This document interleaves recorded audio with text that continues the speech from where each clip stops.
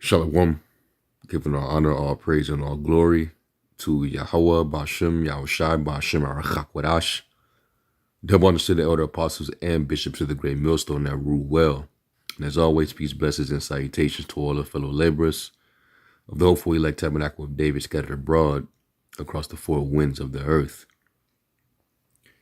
Now, just to start it off, the quote Jeremiah in the 10th chapter, where it basically says, and be not dismayed at the signs of heaven, for the heathen are dismayed at them.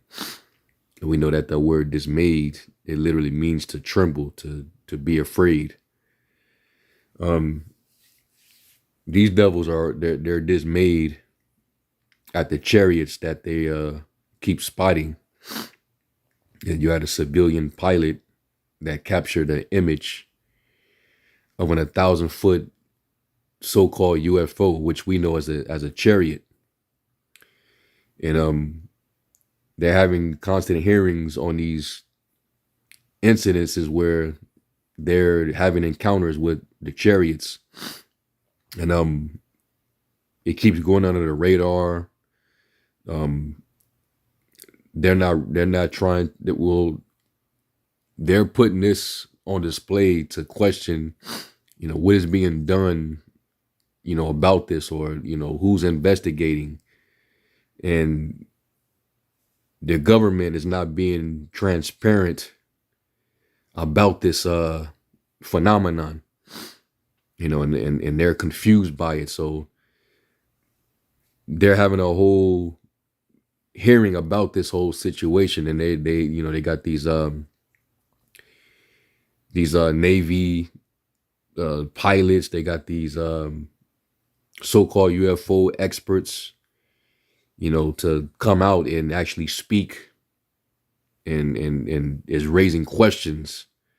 So without further ado, I'm gonna play this. This is on TikTok, and they're actually going over this, and what that man has in his hand is an actual image of a gigantic so-called UFO.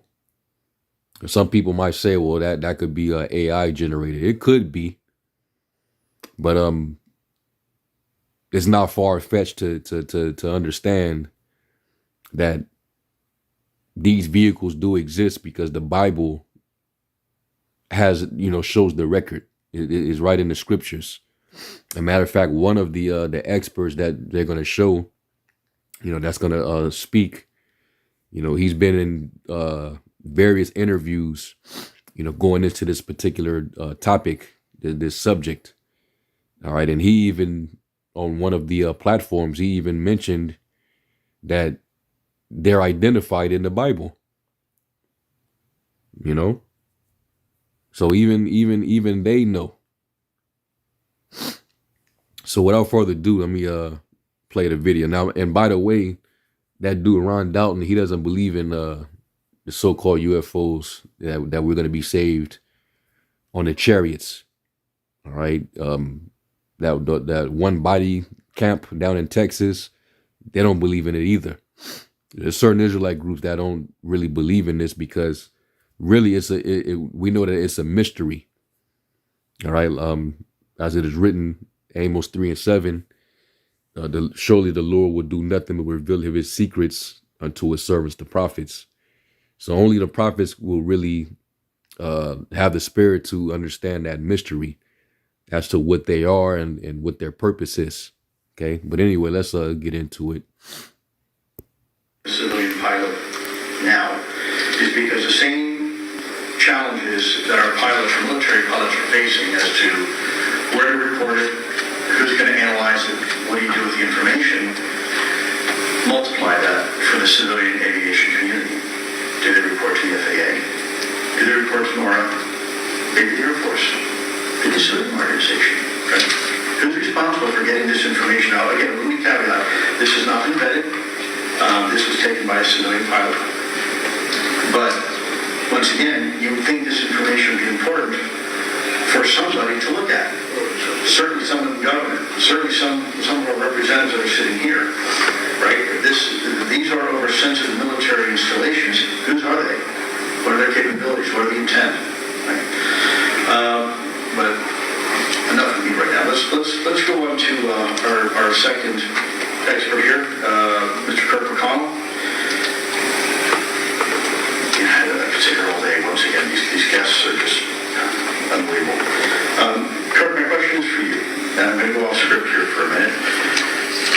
deep expertise and experience with the Senate Armed Services Committee.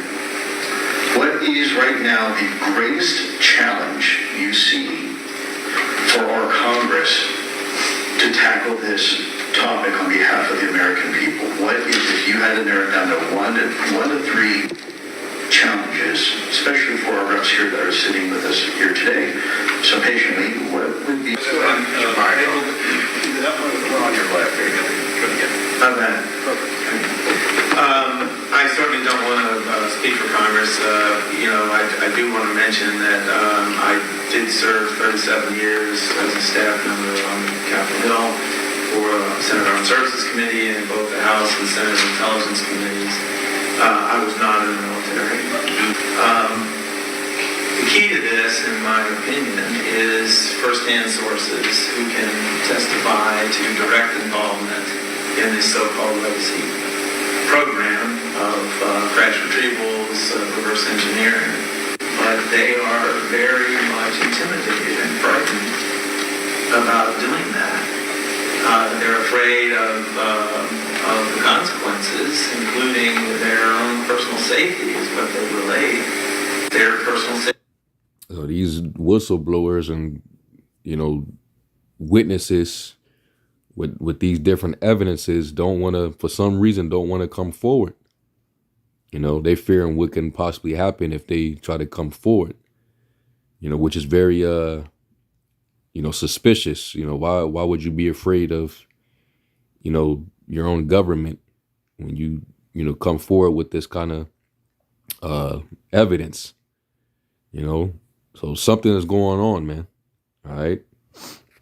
Safety, certainly their career, starting with their security clearances, which is the means that they have to make a living. And they have observed some folks who have come forward, not to mention you, Lou, and Dave Grush, and have seen what those folks have gone through. And most of them say, yeah, I'm not doing that.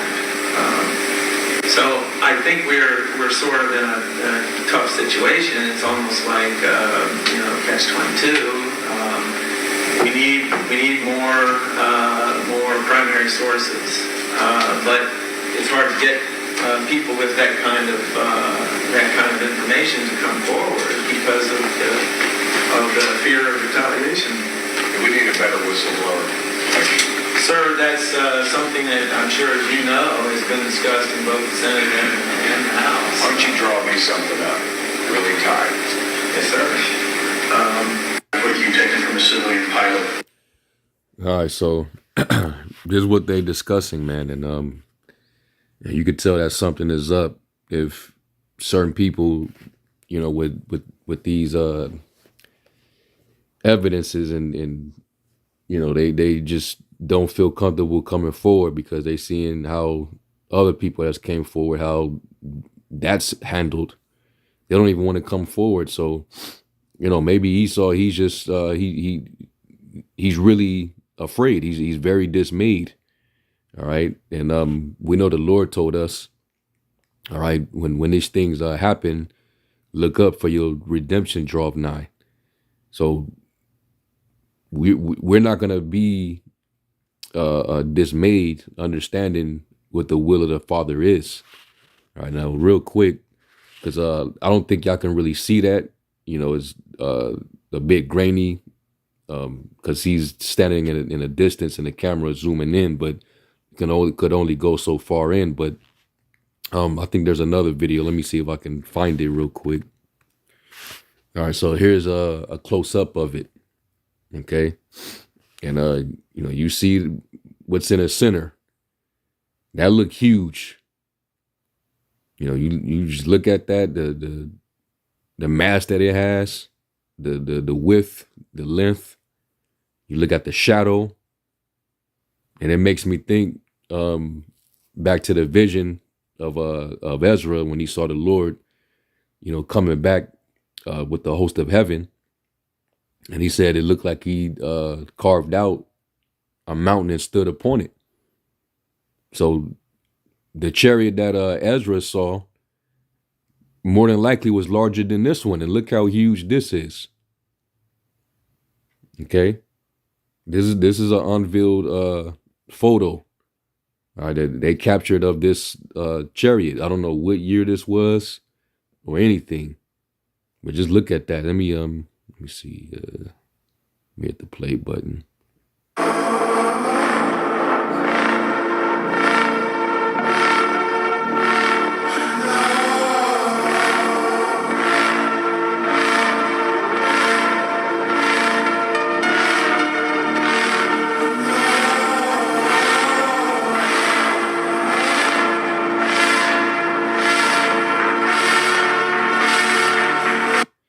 So, yeah, this is what they were discussing, man. This is a 1,000-foot wide chariot.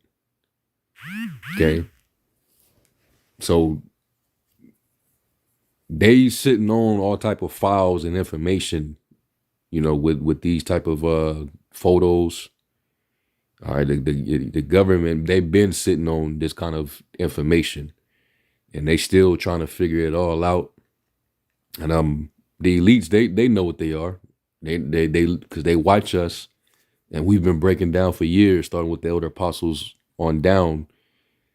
Talking about these things and what they are, what its purpose is. All right, and the role that they're going to play in the final days. For us, they're just signs, tokens that salvation is getting ready to come. All right. Matter of fact, let me grab this. This is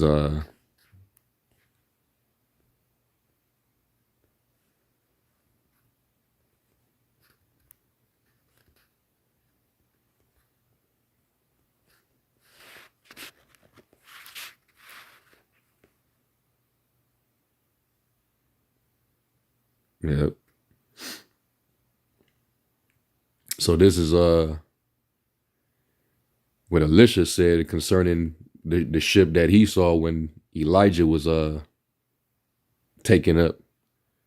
2 Kings 2, and starting at verse 11, it says, "And it came to pass as they still went on and talked that, behold, there appeared a chariot of fire and horses of fire, and parted them both asunder. And Elijah went up by a whirlwind into heaven. And Elisha saw it, and he cried, my father, the chariot of Israel, and the horsemen thereof. And he saw him no more, and he took hold of his own clothes and rent them into pieces." Okay. So Elijah went up into a chariot, and Elisha called it a chariot of Israel, which proves that the chariots work on behalf of the true chosen people, the Israelites. All right, and that's how Israel is going to be saved. They're going to be saved in a chariot of Israel, because salvation is only for the nation of Israel. Okay, when we go up into that cloud, that's going to be the period in which the elect are saved. All right, Matthew 20:24, when it talks about how the angels are going to gather the elect from the four winds of the earth. that's the salvation. Yeah, Matthew 24:30 says, and then shall appear the sign of the Son of Man in heaven, and then shall all the tribes of the earth mourn. Because all eyes are going to see him, and they're going to wail, they're going to mourn. It says, and they shall see the Son of Man coming in the clouds of heaven with power and great glory. And you can go to the precept in Psalm 104, where it talks about how the Lord makes the cloud his chariot. So let me go to Psalms.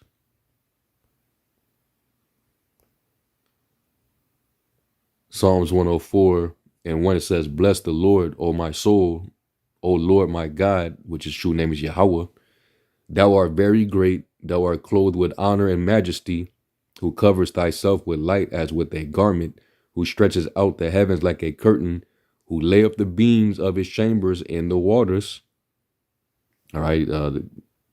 This verse reminds me of the other scripture. Was at Isaiah 26:20, which says, come up and enter thou into thy chambers until the indignation be overpassed. So this is how we're going to be delivered. We're going to be delivered into the chariot. It says, who maketh the clouds his chariot, who walketh upon the wings of the wind, who maketh his angels spirits, his ministers a flaming fire. Because it's the angels that are actually in those clouds, in those ships. Okay. They're the ones who pilot those aircraft that Esau is dismayed at. Okay. Because they're looking at their abilities and their movements, how it defies the law of physics. They can do things that mortal beings can't do. So that's why Esau's he's afraid. Okay. Going back to Matthew 24:31, it says, and he shall send his angels, those ministering spirits, with a great sound of a trumpet, and they shall gather together his elect from the four winds, from one end of heaven to the other. All right. And we know that it says in Revelation 18, he's going to call his elect out of Babylon the Great, saying, come out of her, my people, that you be not partakers of her plagues. You don't want to be destroyed in her sins, because her sins have reached unto heaven. So we're going to hear that trumpet, and we're going to go up into it. And the world's going to fear. They're going to see it, and they're going to be amazed at the strangeness of our salvation. All right. That's why it says what it says there when you go to Wisdom of Solomon. They're going to be amazed because, the idea of it, when spoken, it seems to be out of this world. It seems to be, to the natural man, delusional to believe this. It seems to be far-fetched, right? Wisdom of Solomon 5:1, it says, then shall the righteous man stand in great boldness before the face of such as have afflicted him and made no account of his labors. And the prophets, they don't have any respect right now. Even the Lord said that the prophets won't have any respect except among their own people, their own kinsmen. So the labors that the men of the Lord has done over the course of time, going out there on the highways and hedges, constantly putting videos up daily, teaching classes, dealing with demons, dealing with scoffers, gainsayers, nobody considers, man. But those same men are going to be saved, and the whole world is going to get to view it. It says, when they see it, they shall be troubled with terrible fear. Why? Look at how terrified they are when they even discuss this phenomenon. How much more when they finally see it happen in real time, with those beings coming down where everybody can see with their own eyes. They don't have to use a camera to zoom in to try to see what they're seeing. It's going to happen right before their very eyes, man. It says that every eye shall see him. All right, and shall wail because of him. It says, and shall be amazed at the strangeness of his salvation. Because that's when the host of heaven, the angels, start with Michael. All right. He's known as the prince. He's going to come down, and the other angels are going to be under command to go and gather up the elect. And it's going to appear strange because you're going to see constant, beings, Jakes that in transforms, when you read, was that 1 Corinthians, the 15th chapter, they're going to be changed, and they're going to turn straight into superhumans right before your very eyes. And then they're going to go up into these ships. So everybody's going to be amazed because it's strange. They're gonna be They're gonna be worried. You know, are they living in a simulation? Is this a movie? No, this is real life. Now the prophecies already spoke, and now you're seeing it happen. It's fulfilling itself. Should have believed the prophets when they were trying to tell you, right? They said so far beyond all that they looked for. Okay, so going back here, you know, this is what's going to happen, right? The angels are going to come down with the sound of a trumpet, and they shall gather together as elect from the four winds. And the prophets, they all saw the chariot. Ezekiel saw it. He described it as a wheel within a wheel. Zechariah saw it. He called it a flying roll, and he gave the measurements, the cubits, you know, to its size that he actually saw. In the chariots, they vary in sizes, different shapes, sizes. All right, they can materialize, they can disappear. They have all these abilities that men on earth nor their technology have. And that's why they're worried. Okay. Now let me get that prophecy in Ezra. Because he said it looked like he floated upon a mountain. 2 Ezra 13:1, it says, and it came to pass after 7 days, I dreamed a dream by night. And lo, there arose a wind from the sea, that it removed all the waves thereof. And I beheld, and lo, that man waxed strong with the thousands of heaven. You know, that's the angels. And when he turned his countenance to look, all things trembled that were seen under him. All right. And they're going to be amazed. And yeah, they're going to tremble, meaning they're going to be afraid. You know, men's hearts filling them for fear for the things that are coming upon the earth. It's going to shake these devils up. Trump included.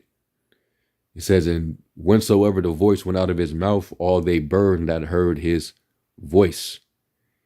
Like as the earth filleth when it filleth the fire. And that's how he's going to judge. He's going to judge the world by flames of fire. Okay. People are going to get flamed up. They're going to get turned right into dust. And after this, I beheld, and lo, there was gathered together a multitude of men out of number from the four winds of the heaven. And I just read that in Matthew 24, to subdue the man that came out of the sea. But I beheld, and lo, he had graved himself a great mountain and flew upon it. So he must have saw a gigantic, huge chariot to compare it to a mountain. He says, but I would have seen the region or place without the hill was graven, and I could not. Okay. So this is what he actually saw, man. And he saw a straight blast from a laser beam from out of that chariot. All right. It says, and after this I beheld, and lo, all they which were gathered together to subdue him were sore afraid, and yet durst fight. Right. Because the Lord's going to be delivering the elect from the four winds of heaven, while also destroying enemies. Because they're going to be trying to fight with the Lord in the sky. And you know, it tells you that in Revelation 12th chapter, how Michael, the archangel, is going to fight, you know, in a battle against the dragon and his angels. And that represents the armies of Esau, you know, NATO. All right. And you know, the American army. And they're going to be getting zapped to dust, liquidated. And they're going to be afraid to fight that, because they're afraid now just identifying them. But the Lord's going to put the spirit on them to fight anyway. All right. It says, and lo, he saw as the violence of the multitude that came, he lifted up his hand, neither held sword nor any instrument of war. And guess what? We're not going to be saved by a sword or any instrument of war. Let me get that in Hosea. So the you carnal Israelites out there that's thinking that you're going to repair, you know, using your own strength or by some sword or firearm or weapon. Hosea 1:7 says, "But I will have mercy upon the house of Judah and will save them by the Lord their God, and will not save them by bow, nor by sword, nor by battle, by horses, nor by horsemen." Okay. So that big ass ship, it didn't need no weapons on it. Okay, it just sent out a blast of fire beam. All right, it says, "But I only saw that he sent out of his mouth as it had been a blast of fire, and out of his lips a flaming breath, and out of his tongue he cast out sparks and tempests." All right, and they was flaming. They was just flaming shit, and they were all mixed together: the blast of fire, the flaming breath, and the great tempest, and fell with violence upon the multitude which was prepared to fight, and burned them up every one, so that upon a sudden of a innumerable multitude, nothing was to be perceived but only dust and the smell of smoke. When I saw this, I was afraid. Okay. So, yeah. And these nations, this is what they're afraid of. Okay. That's what they're afraid of. So right now they don't understand. That's why it's a mystery to them, but you know, that information is given to us. Okay.